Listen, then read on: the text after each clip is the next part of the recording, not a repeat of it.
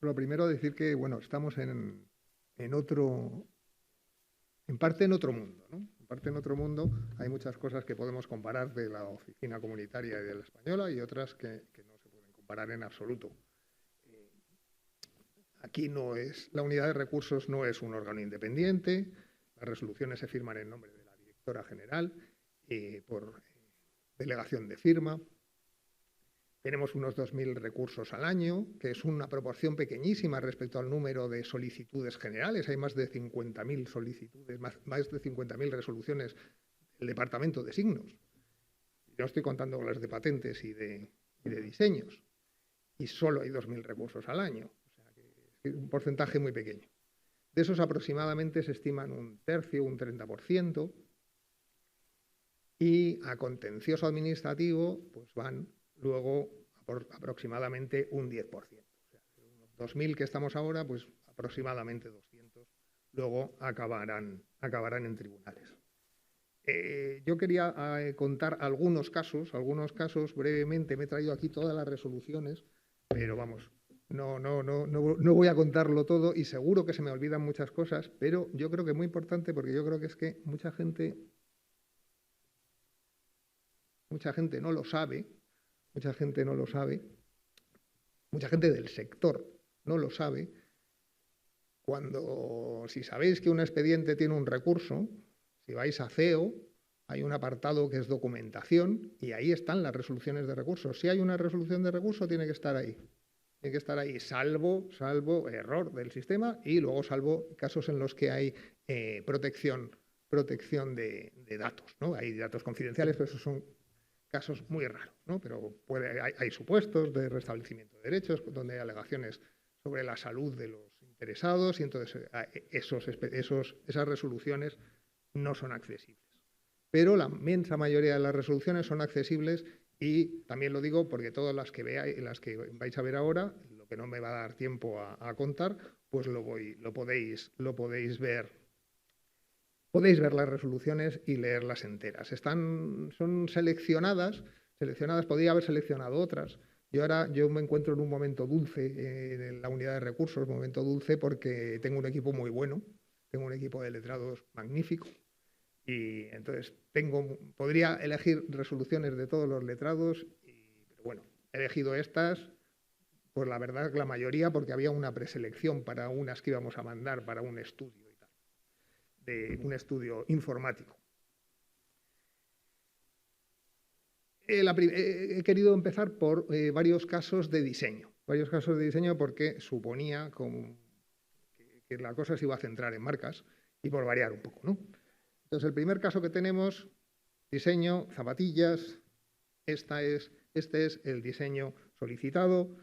El diseño con nuestro procedimiento español se concede sin examen de fondo. Entonces, con posterioridad a la concesión hay oposición, se estima la oposición y recurre el interesado.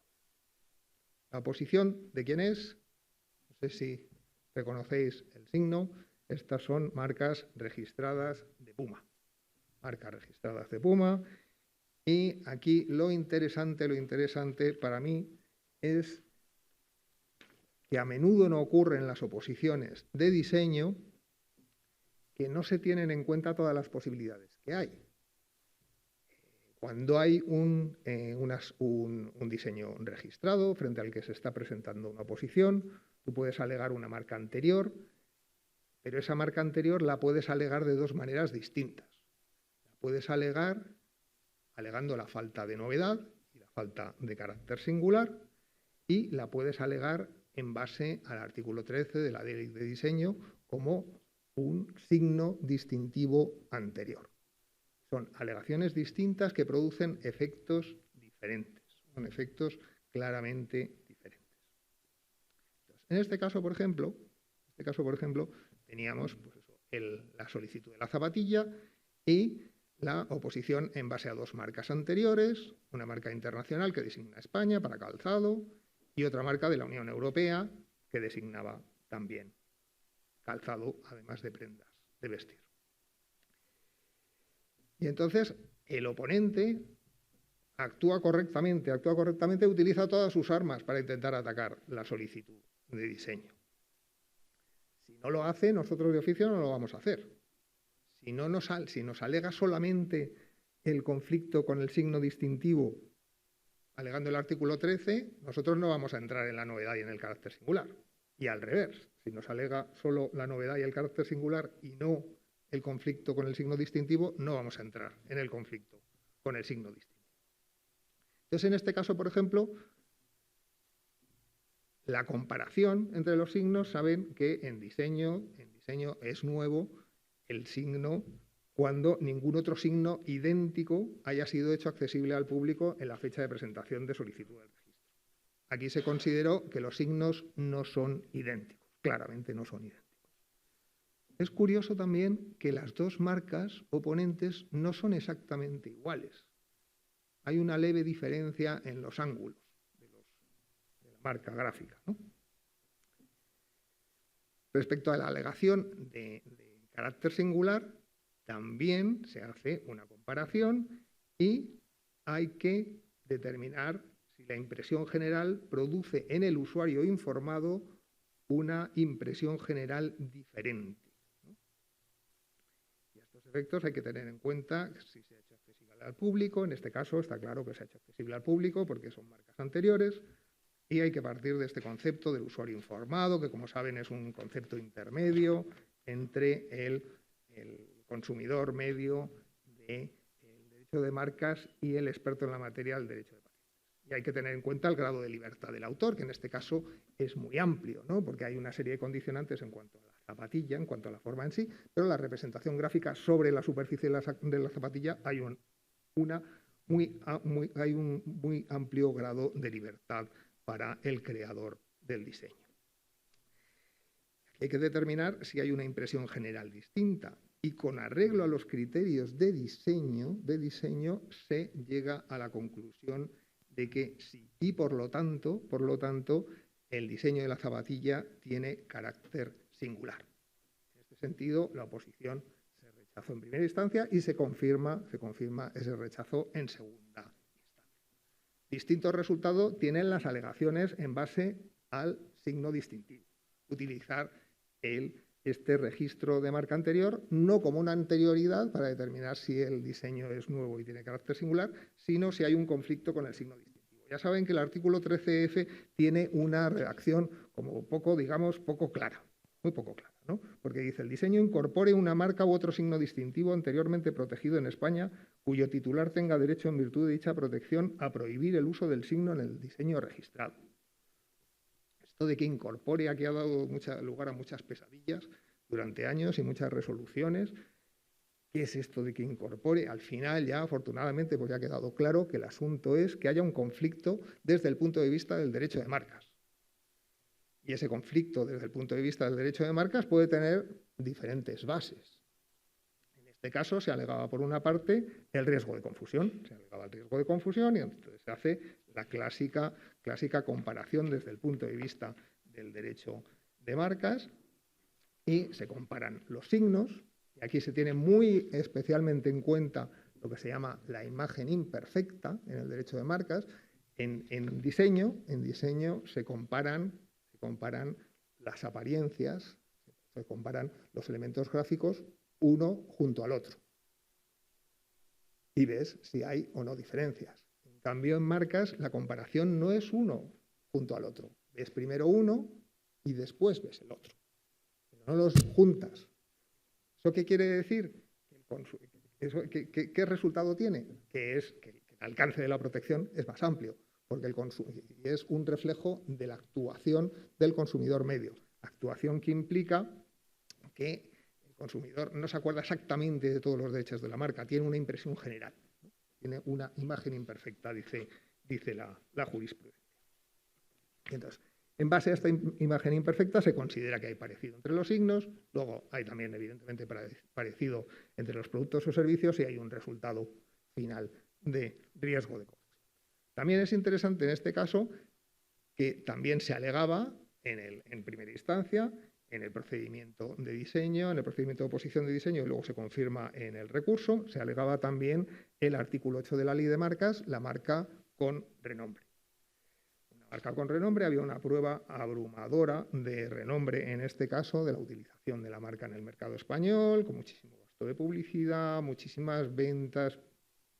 Una prueba muy clara de renombre. Incluso, curiosamente, en el caso también nos alegaban algunos casos muy parecidos. Uno de ellos, por ejemplo, que se cita expresamente de la audiencia territorial de Düsseldorf, pero que consideramos que nosotros, que no tenía relevancia para nosotros, ¿no? Pues son mercados, entendimos que eran mercados distintos, ¿no?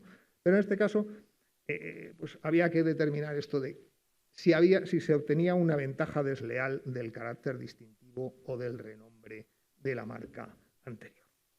Aquí se nos aportaron un montón de argumentos sobre la calidad del producto del contrario, para demostrar que realmente se estaba aprovechando de la reputación de una marca muy famosa, y por eso se confirma la resolución de primera instancia, la resolución por la cual se denegó, se estimó la oposición frente al diseño. Un segundo caso. Segundo caso, este es diseño de muebles. Diseño de muebles, hay un montón de variantes, distintas. Voy a destacar dos aspectos de la resolución. Muy brevemente, esto quizás, pues eso, al que le interese el tema de diseño, lo mejor es que se vaya a la resolución y se la lea con calma, porque aquí se ve muy bien, y no me da tiempo a explicarlo, se ve muy bien la aplicación a distintos diseños de los criterios de comparación de novedad y carácter singular, porque en algunas de las variantes se considera que hay carácter singular, y en otros claramente no es así. Como saben, pues novedad implica identidad, y en cambio carácter singular implica una comparación de la impresión general. Pero la impresión general por el usuario informado tiene que conocer el sector. Aquí dependemos totalmente muchas veces de las pruebas que nos presenten las partes, de las alegaciones que nos presenten las partes y nos demuestren qué es lo que ocurre en el sector. Hay cosas que inicialmente te pueden parecer que son destacables en el diseño, que le dan un carácter especial, un carácter singular, y que realmente no son tales porque son usuales o habituales en el sector correspondiente. Pero esto, si no nos lo prueban, pues difícilmente podemos llegar nosotros a ninguna conclusión en la materia, ¿no? Pero esto, pues eso, hay diferentes casos. Hay casos de falta de novedad, casos de falta de carácter singular, casos en los que se considera que existe tanto novedad como carácter singular. Y luego lo más interesante, yo creo, que de la resolución a efectos de esta presentación es que se utiliza la comunicación común CP10 sobre los criterios para evaluar la divulgación de los dibujos y modelos en Internet. Estábamos hablando antes, Alejandro y yo, de las traducciones, ¿no? A veces a mí me pone malo lo de que se siga hablando de dibujos y modelos. No tiene ningún sentido en el derecho actual, porque, ¿saben?, el diseño, toda la reforma del diseño está basada en el concepto único de un diseño tanto bidimensional como tridimensional. Pero seguimos con la inercia esta de hablar de dibujos. Pero bueno, aquí lo interesante que son consideraciones que son importantes para el diseño, pero también son importantes para marcas, en algunos casos para pruebas de uso, también son importantes para patentes, por supuesto, para anticipaciones.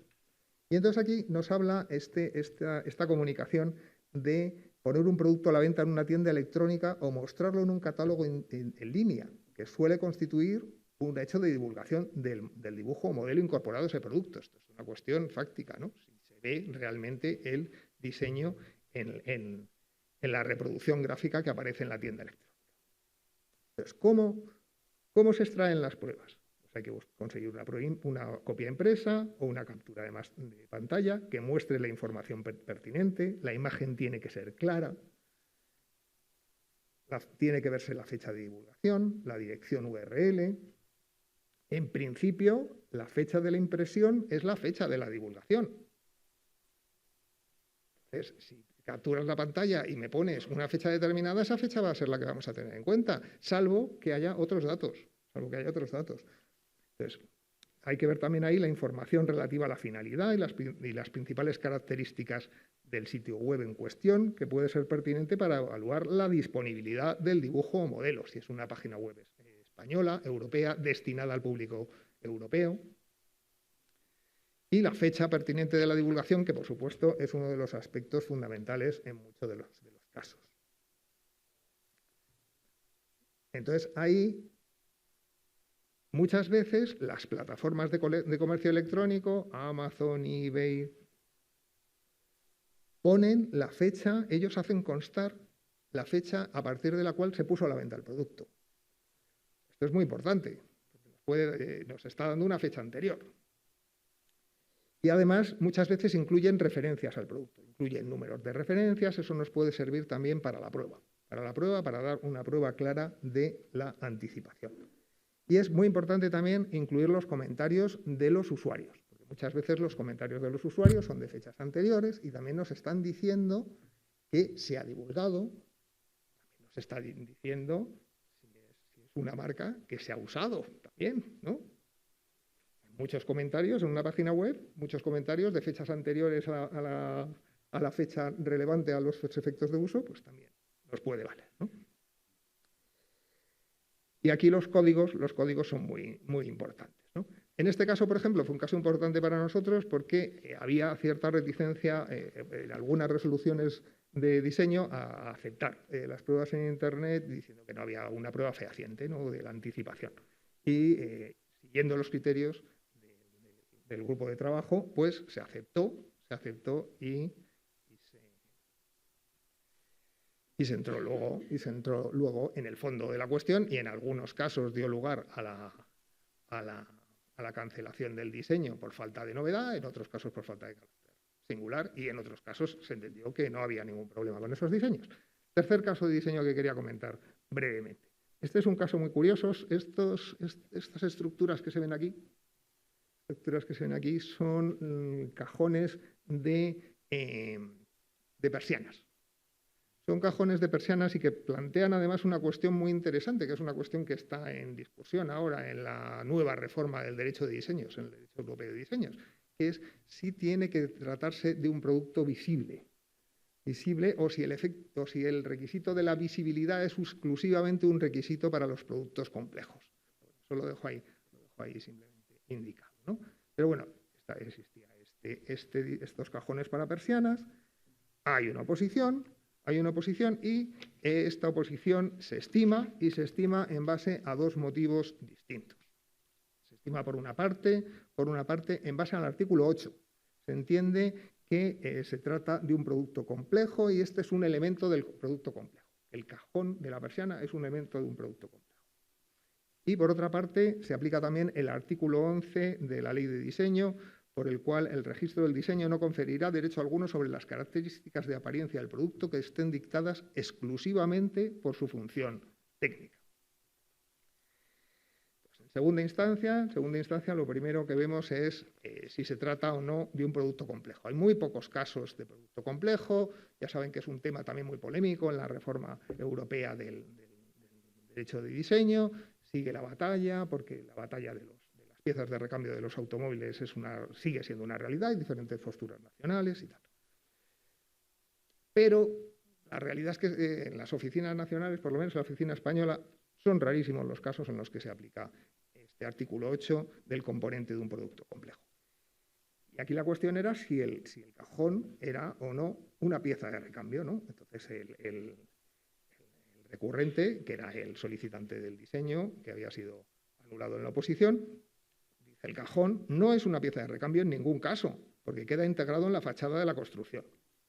Y nos alegó, y aceptamos completamente, una resolución de la tercera sala de recursos de la WIPO, en una resolución del año 2014, donde nos dijo que las paredes e incluso los edificios no representan un producto complejo en el sentido del artículo 3 del reglamento comunitario, que es el equivalente del 8 de la Ley de Diseño español.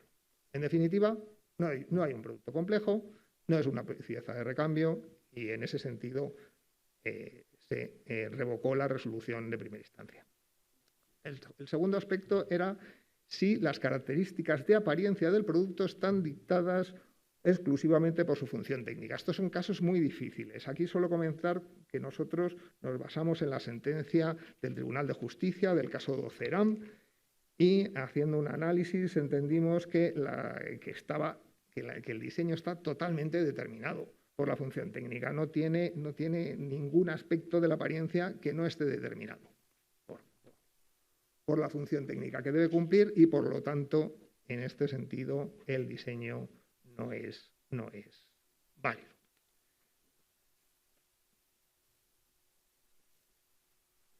Este es un caso muy interesante, muy reciente, de marcas. Esta es una marca solicitada por el grupo Inditex. Entonces, la marca es 26118.1 con esta representación gráfica. Y la solicitan para todas las clases que vienen aquí, 3, 9, 18, 21, 24, 25, tal. Entonces, el caso, en la resolución de primera instancia, una resolución muy buena la de primera instancia, y el Departamento de Signos los últimos años ha mejorado, tiene una calidad, tiene una calidad técnica en sus resoluciones que no puede sino destacarse, vamos, porque nosotros tenemos ahora continuamente tenemos casi, en el caso de algunos despachos, tenemos casi de manera la coletilla inmediata de la primera alegación de la falta de motivación de la resolución. Las resoluciones están muchísimo más motivadas y muy bien motivadas, ¿no? Entonces, esto no lo podemos admitir, ¿no? La falta de motivación, sin perjuicio además que la jurisprudencia lo que dice es que la motivación basta con que sea sucinta. No hace falta que se haga una motivación extensa, pero en este caso, por ejemplo, la motivación es una motivación muy importante. ¿Qué pasó en la primera instancia? En la primera instancia se aplicó el artículo 5.1a, entendiendo que la marca carecía de la capacidad de distinguir, carecía de la capacidad en abstracto de distinguir, no podía distinguir ningún tipo de productos o servicios. Esto ha sido también una discusión más doctrinal que práctica en realidad, ¿no? Esto, si leen ustedes a Fernández Nova, él les dirá, no, aquí hay que aplicar la letra A, la falta de capacidad del signo para distinguir en abstracto, y en cambio, si es la falta del signo para la capacidad del signo para distinguir en concreto, sería la falta de carácter distintivo de la letra B, ¿no? Entonces, la resolución de primera instancia aplica la letra A, aplica la letra B, y luego hay toda una prueba sobre la distintividad adquirida por el uso. Aquí es muy importante, por supuesto, que la distintividad adquirida por el uso solo es posible en el caso de la letra B, el carácter distintivo. Si tenemos una marca que está incursa en la letra A, entonces no cabe el registro. Esto además hay jurisprudencia del Tribunal de Justicia. Son solo las causas de las letras B, C y D las que es posible la distintividad adquirida. Otros supuestos no cabe el registro, por mucha distintividad que pueda existir en el mercado, ¿no? En este caso se hace una valoración del signo, ¿no? Del signo, como ven, son unas cifras. Nos alegaba Inditex que tienen una grafía especial y que además que habían pagado muchísimo dinero por la grafía. Este argumento la verdad es que no nos convenció. Y luego nos decía, hay muchas marcas compuestas por cifras, pero aquí la cuestión es, ¿esto es una cifra que vaya a ser entendida por el consumidor como un signo distintivo, capaz de indicar el origen empresarial? La resolución que hizo uno de los letrados de la unidad, lo que entiende es, realmente hay una cuestión aquí de grado, ¿no?, entre la letra A y la letra B. El signo este no es de tal complejidad que no pueda llegar a tener carácter distintivo. Con una gran campaña publicitaria, probablemente se pueda adoctrinar al consumidor y hacer que entienda esto como un signo distintivo. distintivo, pero de primeras lo entiende como un signo distintivo. Creo que en absoluto. Yo creo que está bastante claro que no.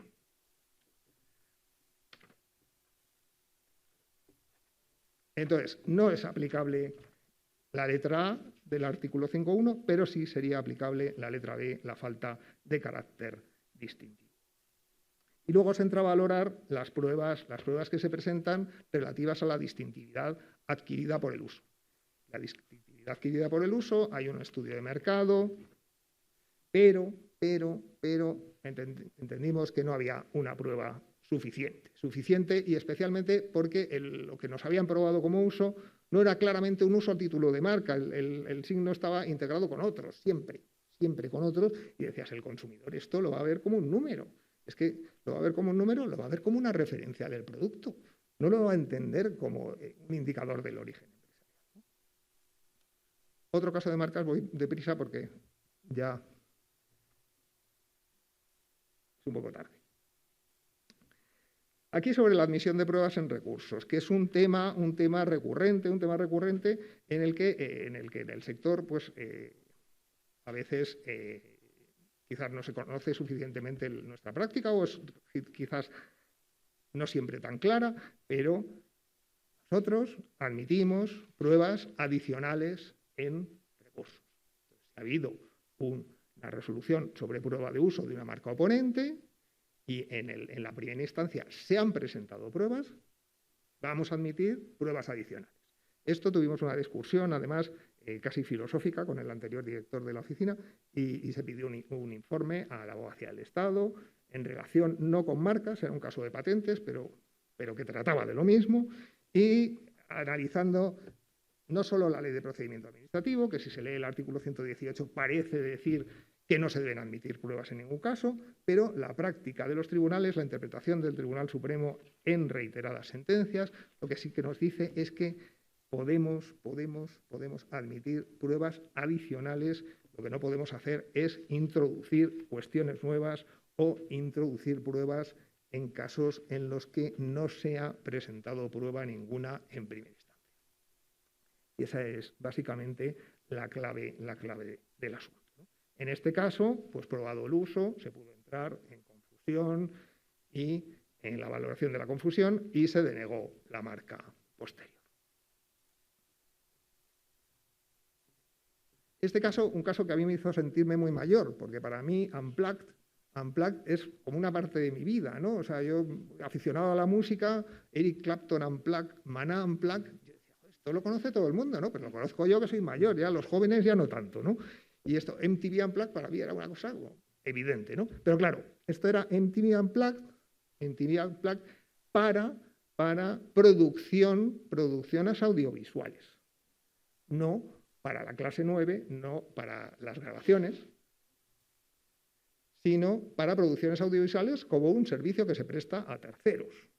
Pues claro, aquí el problema era la prueba del uso de MTV Unplugged como marca de servicios. Y aquí tenía dos aspectos interesantes la resolución. Por una parte, la utilización de dos signos. ¿No? La utilización de dos signos, y aquí tenemos también una práctica común, la CP8, sobre el uso de una marca en una forma que difiera de la registrada. ¿No? Aquí siempre va a haber una valoración, que siempre va a tener un elemento subjetivo, pero el CP8 nos da una base con la que manejarnos que está muy bien. En el caso concreto se entendió que que aunque se utilizara MTV Unplugged en vez de Unplugged, que eran en realidad las marcas que tenían registradas, que eso era un uso correcto de la marca y que se podía tener en cuenta a los efectos del uso de la marca.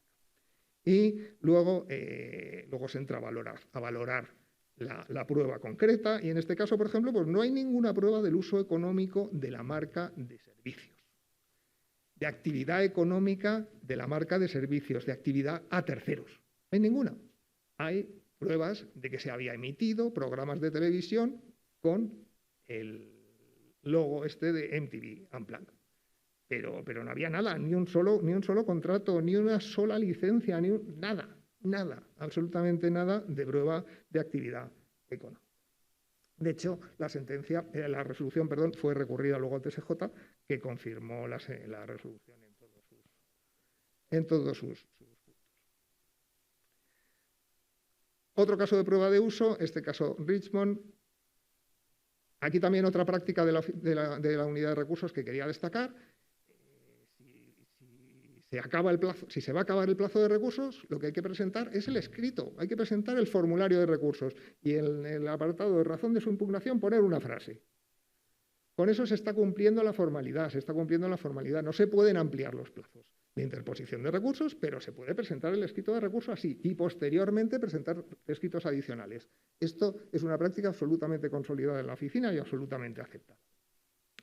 Pero no podéis presentar fuera de plazo porque entonces eso va a inadmisión automáticamente. Ni tampoco podéis pedir ampliación de plazo porque no os la vamos a conceder.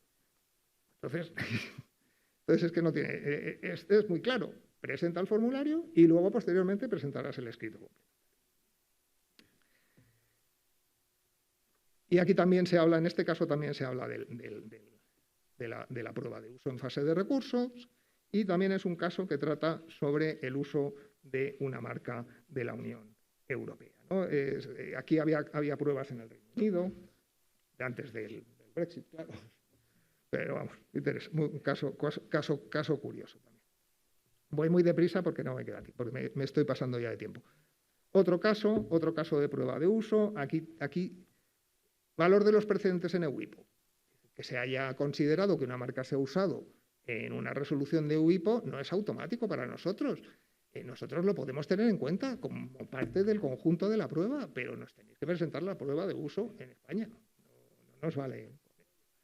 Y luego el idioma de la prueba, un tema muy importante porque muchas veces se presentan documentos. En este caso, uno de los documentos fundamentales era un documento que no estaba traducido. Como no estaba traducido, no lo tuvimos en cuenta.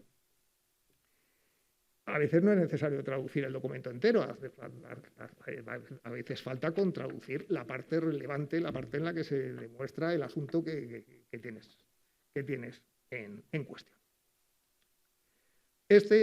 Una resolución que va en sentido contrario. En este caso no se presentó en sentido contrario respecto a la aportación de prueba en la fase de recurso. No se presentó ninguna prueba de uso en primera instancia y como no se presentó ninguna prueba de uso en primera instancia, la aportación de prueba en segunda instancia no procede, no existe ningún motivo de nulidad o anulabilidad por el cual se deba cancelar la resolución de primera instancia, que es absolutamente correcta, y no cabe una subsanación. Aquí estamos siguiendo jurisprudencia de los tribunales contenciosos administrativos que empezó con temas fiscales, pero que va siempre en ese camino. Este otro caso de uso fue muy rápido. En este caso lo interesante era que no había facturas. El que estaba alegando el uso no quería aprobarnos el uso mediante facturas. ¿Por qué? No lo sabemos, pues se lo pregunté. Le dijimos, pero aporta facturas, y no quiso aportar facturas. Pero no aportaba facturas de venta del producto. El producto eran melones con la marca Caramelo. Pero nos aportó muchas facturas de publicidad, muchas facturas de etiquetas, muchas facturas de embalajes, fotografías. ¿Por qué no aportaba facturas de venta? Yo qué sé, quizás en alguna cuestión de algún secreto comercial. No lo sé. Pero la prueba de uso al final era abrumadora. Decías, ¿podemos rechazar esta prueba de uso cuando en su conjunto, en valoración conjunto de la prueba que nos exige la jurisprudencia, acabamos convencidos de que esta marca se está usando? Pues lo que hicimos fue considerar que la marca se estaba efectivamente usando. Luego, esta es una denominación de origen, ¿no? De la denominación de origen, la IGP, ternera gallega, y se planteaba respecto de esta marca Gransa Eirexe, criado de forma tradicional. Eirexe es una aldea de 20 habitantes en Galicia, creo que absolutamente desconocida para el consumidor medio español. ¿Existe una evocación respecto de ternera gallega? Pues nosotros entendimos que no. Pero para destacar aquí también, pues lo difícil a veces que son estos casos, nosotros muchas veces hacemos encuestas entre nosotros. Si nos parece esto confundible, si nos parece esto que produce una evocación, la aplicación de estos conceptos indeterminados, pues a veces es complicada y tiene un elemento de subjetividad. A mí me gusta mucho que además que entre los letrados, entre todos, lo debatamos, ¿no? y llegamos a una solución.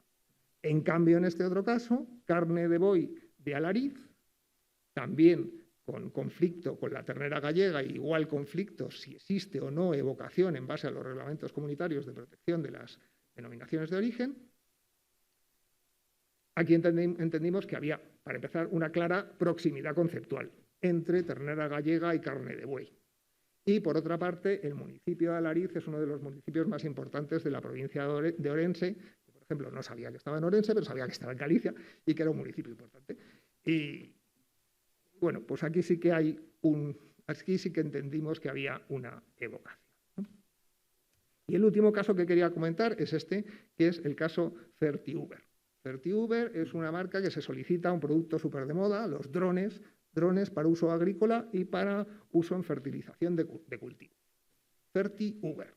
Aquí claramente, pues evidentemente, oposición de Uber, el que tiene la marca registrada en un montón de clases, pero sobre todo en la clase 12, incluyendo además dispositivos de transporte terrestre, marítimo y aéreo. Eso está claro, ¿no? Está claro desde el punto de vista del riesgo de confusión, está clarísimo. Los signos, los productos, el riesgo de confusión, está clarísimo, pero a mí me gustó mucho la letrada que hizo esta resolución. Está muy bien argumentado también el conflicto con la marca renombrada del artículo 8, porque realmente es que es un caso clarísimo de aprovechamiento, ¿no? Y es un caso además que hay un interés clarísimo por parte de Uber. De decir, es que se va a acabar vulgarizando el concepto de mi marca, ¿no? Como una especie de servicio que se puede alquilar, ¿no? Que es como está utilizando aquí el término Uber el solicitante de la marca. Entonces, pues, se aplicó también el conflicto con la marca. Yo con esto he terminado y, bueno, si tienen alguna pregunta y si no, nos vamos al café.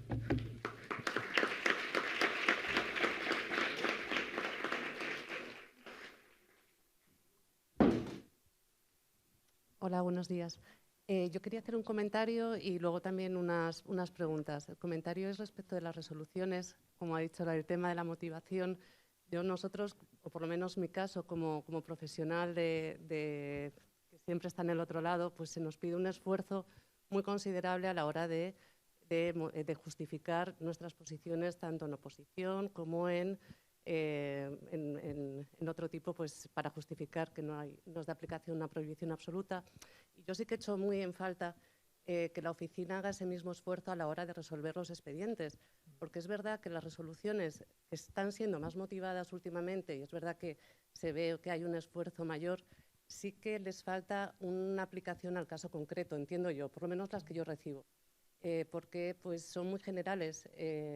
Sí que entran un poquito más en el fondo, pero siempre teniendo ese aspecto general que podría aplicarse a un caso, al caso que se está analizando, como a otro muy similar. Por lo que, bueno, es simplemente ese comentario, y que habiendo mejorado tanto de examinadores como unidad de recursos, pero sí que sería más deseable el que entrasen un poco más en los escritos que se presentan por parte de profesionales, tanto de recurso como de réplicas, para un poco saber cuál es la fundamentación y para ayudar más de cara a posibles recursos, ya sea pues ante esta misma oficina o ante el contencioso administrativo. Y luego, por otra parte, sí quería preguntarles si no, igual que en la WIPO sí que hay una base de datos que se puede consultar en la propia página web de las resoluciones dictadas tanto por la División de Oposición como por la Sala de Recursos, la oficina se echa de menos que exista esta base de datos, porque luego vemos en estos foros, vemos estas resoluciones y muchas veces pues nos vendría muy bien a los profesionales el poder utilizar o el poder echar mano de este tipo de resoluciones para saber cómo se resuelve. Y ya, por último, en cuanto a la prueba de uso, ha dicho que cumpliendo con el formulario, presentar el formulario de recurso, luego se puede ampliar las alegaciones porque siempre vamos apurados de plazo para presentar esta prueba de uso. ¿De qué plazo disponemos para presentar este material complementario? también se podría aplicar este mismo que nos ha comentado en suspenso. O sea, cuando se nos solicita por primera vez la prueba de uso, completando el formulario, ¿se podría también luego...? Ahí no. Vale, nada más. Ahí Gracias. no, ahí claramente no, ahí claramente no. No, bueno, lo primero, por supuesto, las resoluciones son siempre mejorables, por supuesto, y además, bueno, pero vamos, estamos en ello, ¿no? Estamos en ello, pero tenemos además un programa activo. Hay uno de los, dentro del plan estratégico, hay el plan de calidad de la oficina, hay uno de los grupos de trabajo, que es la mejora de la motivación de las resoluciones, que es, vamos, que es de toda la oficina, no es de recursos, es de toda la oficina. Yo creo que sinceramente que sí que vamos mejorando, ¿no? Pero vamos. Y luego, claro, luego siempre es inevitable, nosotros utilizamos formularios. Yo me acuerdo, vamos, no diré el nombre, pero yo recuerdo una oficina latinoamericana muy importante que estuve una vez en un viaje y me enseñaron una resolución de recurso y ¡qué maravilla! ¡Qué maravilla de resolución! Y claro, luego me enseñan cuando leí la tercera, claro, era todo un formulario. Era un formulario de 15 páginas, pero era todo un modelo, ¿no? Era todo un modelo, muy bien hecho, pero era todo un modelo. Entonces, esto siempre, nosotros también intentamos mejorar los modelos o que luego en la aplicación al caso concreto siempre tiene que haber una intervención del examinador o del letrado del caso específico. Vamos, estamos en ello estamos. Y luego, la aportación de la prueba, no hay efectivamente un plazo. Realmente, lo que dice la Ley de Procedimiento Administrativo es que se debe tener en cuenta los escritos presentados hasta el momento en el que se dé traslado a la otra parte, se haga el trámite de audiencia. Lo que pasa es que, claro, si no se presentan, nosotros desgraciadamente no resolvemos tan rápido. O sea, que es que unos meses pueden tener la seguridad, 4 o 5 meses pueden tener la seguridad de que no vamos a resolver. Sí, sí.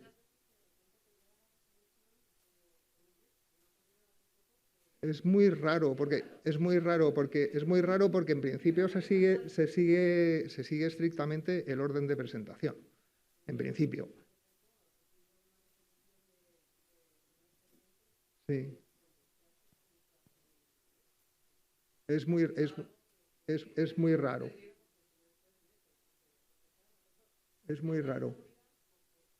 Claro, pero no hay un plazo establecido. Pero claro, nosotros como normalmente tardamos, desgraciadamente, unos meses en entrar a valorar, claro, si han pasado 6 meses, entras a valorar y no se han presentado escritos complementarios, el letrado puede perfectamente resolver con lo que hay. Incluso en algunos casos, si no hay más alegaciones, incluso puede inadmitir el recurso por carecer manifiestamente de fundamento. En algún caso no.